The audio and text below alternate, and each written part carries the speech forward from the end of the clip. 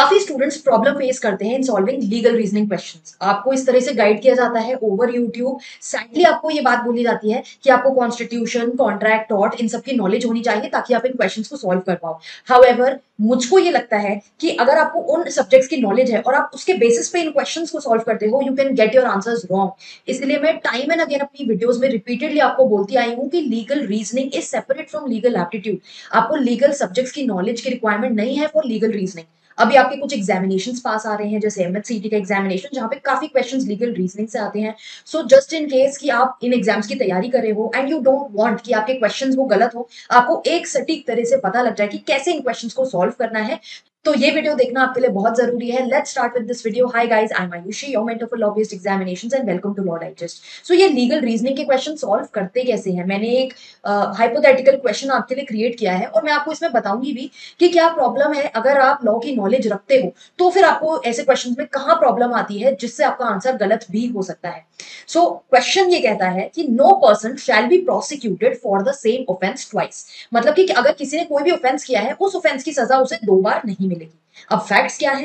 Facts यहाँ पर दिए हैं कि रणदीप दुलाबादिया एक फेमस सोशल मीडिया आइकॉन है, उन्हें इनवाइट किया जाता है at one of the shows जो उनके फ्रेंड ही कंडक्ट करते हैं, और एक talented comedy, basically it's a comedy show, talented comedy के नाम से वहां उनको इनवाइट किया जाता है। जब शो लाइव एयर हो रहा था तो रणदीप ने कुछ ऐसे कमेंट्स पास करे, ऐसी बातें बोली जो डिस्टेस्टफुल और ऑब्सीन थी। तो ये देखते हुए उनके अगेंस्ट मुंबई में एफआईआर फाइल हो गई फॉर द ऑफेंस ऑफ ऑब्ससेनिटी।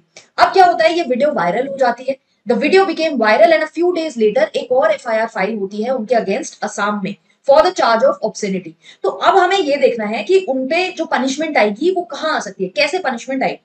तो अब यहाँ पर आप क्या कंफ्यूज हो सकते हो अगर आपको लीगल नॉलेज है। सो आपको दिमाग में सबसे पहले ये याद आ जाएगा कि ये आर्टिकल 20 में दिया हुआ है, डबल जेपर्डी का प्रिंसिपल है।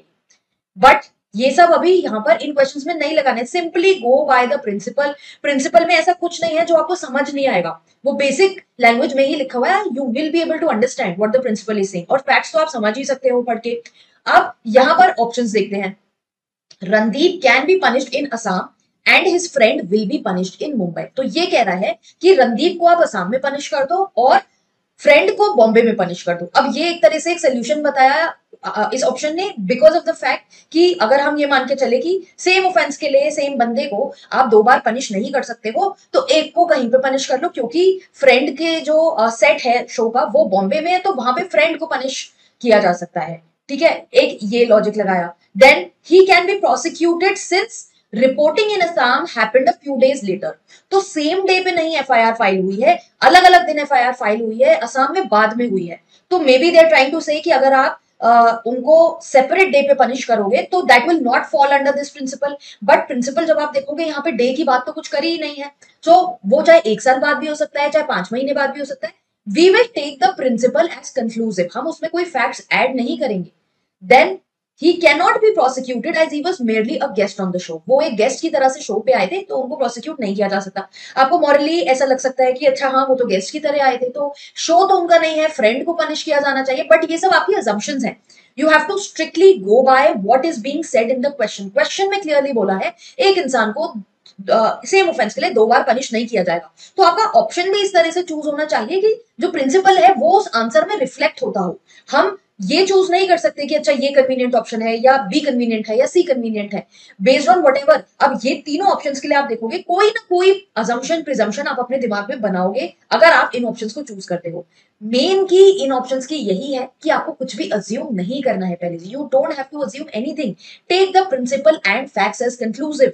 whatever is given here that is conclusive। now I will not go on to think, मैं ये नहीं सोचने बैठ जाऊंगी कि jurisdiction कहाँ पड़ेगा। अब अगर आपको लॉ की नॉलेज है तो आप jurisdiction वाला कॉन्सेप्ट लगा दोगे कि शो तो बॉम्बे में हुआ है तो असम में एफआईआर का क्या मतलब, jurisdiction तो वहां बनता है।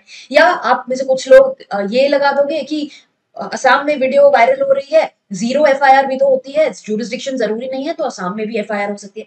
तो ये सब लीगल नॉलेज की रिक्वायरमेंट यहाँ पे बिल्कुल बिल्कुल नहीं है। और आपको ये भी लगेगा कि अच्छा ये तो जो रिसेंट एक कंट्रोवर्सी है उस पे बेस्ड है, वहां पे तो हुई है एफआईआर, मतलब लीगली ये पॉसिबल है, तो अलग अलग जगह पे एफआईआर हो सकती है।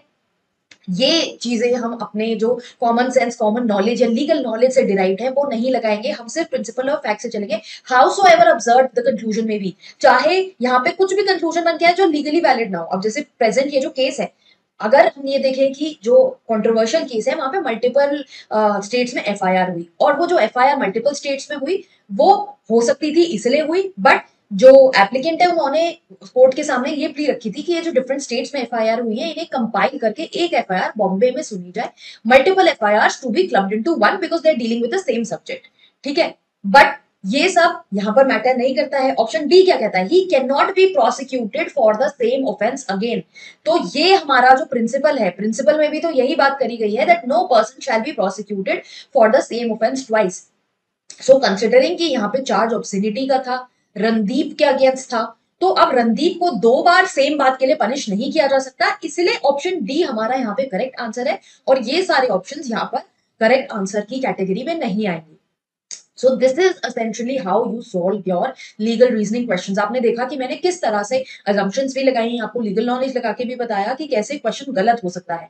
तो आपको बस इसी अप्रोच से चलना है कि प्रिंसिपल में क्या क्या बोला गया है और फैक्ट्स में क्या बोला गया है। आई एम श्योर अगर आप इस अप्रोच से चलोगे तो चाहे कोई भी क्वेश्चन आए, कितने भी क्वेश्चन आए, आप गलती नहीं करोगे इन सॉल्विंग दीज क्वेश्चंस। और ऐसे और क्वेश्चंस प्रैक्टिस करने के लिए आप हमारी वेबसाइट पे एमएचसेट का मटेरियल चेक कर सकते हो। लीगल रीजनिंग का सेपरेट भी मटेरियल है, वो तो in fact very very reasonable, 300 rupees का वो मटेरियल है लीगल रीजनिंग का। वहां से क्वेश्चन सॉल्व कर सकते हो और अपनी प्रैक्टिस कर सकते हो फॉर द अपकमिंग एग्जामिनेशंस। और कोई भी स्टडी मटेरियल है, टेस्ट सीरीज है, टेस्ट सीरीज से भी आपको काफी प्रैक्टिस होती है। तो एमएचसेट की, एनएलयू की, एनएलसैट की सारी टेस्ट सीरीज हमारी वेबसाइट पे अवेलेबल है, तो आप जरूर चेक करें www.lawdigest.in। It will help you in your preparation. और बाकी ऐसी और वीडियोस के लिए मेक श्योर कि आप हमारा चैनल फॉलो कर रहे हैं, यूट्यूब पे हमें सब्सक्राइब किया हुआ है, इंस्टाग्राम पे भी हमें फॉलो कर रहे हैं।